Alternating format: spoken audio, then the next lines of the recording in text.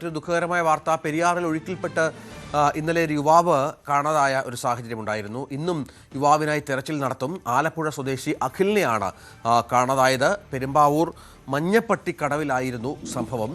അഖിലും സുഹൃത്തും വഞ്ചിയിൽ പുഴയിലൂടെ തുഴഞ്ഞ് പോകുമ്പോഴാണ് അപകടമുണ്ടായത്. ഒപ്പമുണ്ടായ സുഹൃത്ത് നീന്തി രക്ഷപ്പെടുകയായിരുന്നു. നവമി ദിനേശ് ചേരുന്നുണ്ട്. നവമി, വഞ്ചി മറിഞ്ഞാണ് അപകടമെന്ന് മനസ്സിലാകുന്നു. ഇന്നലെ കാര്യമായ തെരച്ചിലുണ്ടായി, പക്ഷേ അഖിലിനെ കണ്ടെത്താനായില്ല. ഇന്നും ശ്രമം തുടരും എന്നാണോ?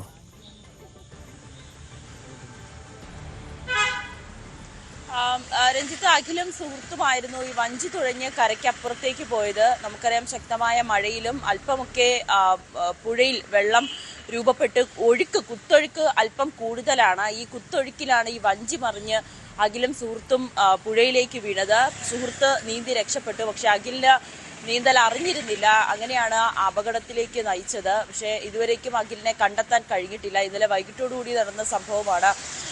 പോലീസും ഫയർഫോഴ്സും ഒക്കെ എത്തി. ഫയർഫോഴ്സും ഒപ്പം നീന്തൽ വിദഗ്ധരും ഒക്കെ അവിടെ എത്തി പരിശോധന ശക്തമായി തന്നെ നടത്തുന്നുണ്ട്. പക്ഷെ അഖിലിനെ കണ്ടെത്താൻ കഴിഞ്ഞിട്ടില്ല. ഇന്ന് രാവിലെയും പുലർച്ചെയും തിരച്ചിൽ പുനരാരംഭിക്കുകയും ചെയ്തിട്ടുണ്ട്. നമുക്കറിയാം, ഈ വലിയ മഴയാണ്. മഴയെ തുടർന്ന് ഈ പുഴകളിലൊക്കെ വെള്ളത്തിന്റെ ഒഴുക്ക് അതിശക്തമായി തന്നെയാണുള്ളത്. അതുകൊണ്ട് പലപ്പോഴും മുന്നറിയിപ്പ് നൽകുന്നതാണ്. കടലിലേക്ക് ഇറങ്ങുന്നതിനും പുഴയിൽ ഇറങ്ങുന്നതിനും ഒക്കെ ജാഗ്രത പാലിക്കണമെന്ന കർശന നിർദ്ദേശമുണ്ടെങ്കിൽ പോലും പലപ്പോഴും അത് വകവയ്ക്കാതെ ആളുകൾ പുഴയിലേക്ക് ഇറങ്ങുന്നതാണ് ഇത്രയും വലിയൊരു അപകടങ്ങളിലേക്കൊക്കെ നയിക്കുന്നത്. ആലപ്പുഴ സ്വദേശിയാണ് അഖില്.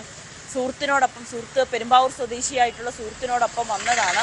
അതിനിടയിലാണെങ്കിലേ വഞ്ചിയിൽ പുഴ കടന്ന് അപ്പുറത്തെ കരയിലേക്ക് പോകുന്നതിനിടയിലാണ് ഈ വലിയൊരു അപകടം സംഭവിക്കുകയും ചെയ്തത്. എന്തായാലും ഇന്നും അഖിലിന് വേണ്ടിയിട്ടുള്ള തിരച്ചിൽ പുനരാരംഭിക്കുമെന്നാണ് അറിയാൻ സാധിക്കുന്നത്. വലിയ ജാഗ്രതാ നിർദ്ദേശം തന്നെയാണ് ഈ പുഴയിൽ ഇറങ്ങുന്നതിനും കടലിൽ ഇറങ്ങുന്നതിനും ഒക്കെ നൽകുന്നത്.